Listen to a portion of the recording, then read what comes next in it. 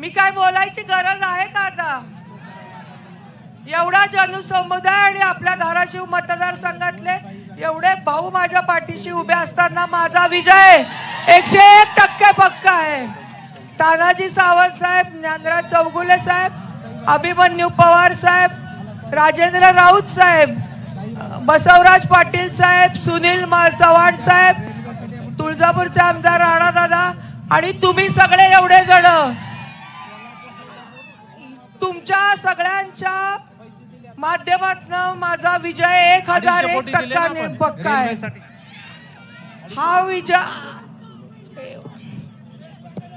7 मेला महायुतीची अधिकृत उमेदवार, महायुती म्हणजे भाजप, शिवसेना, एकनाथ शिंदे गट, राष्ट्रवादी काँग्रेस पक्ष, राष्ट्रवादी अजित पवार साहेब गट, मनसे रिपाई रामदास आठवले साहेब, महादेव जानकर साहेबांचा रासप, लहुजी शक्ती सेना आणि इतर घटक पक्षाचे अधिकृत उमेदवार म्हणून माझ्या घड्याळा चिन्हासमोरील बटन दाबून आपण भरभरून मताने विजयी करावं ही विनंती मी करायला आलेले. ही बोलले बोलले बोलले बोलले बोलले ना मनसे,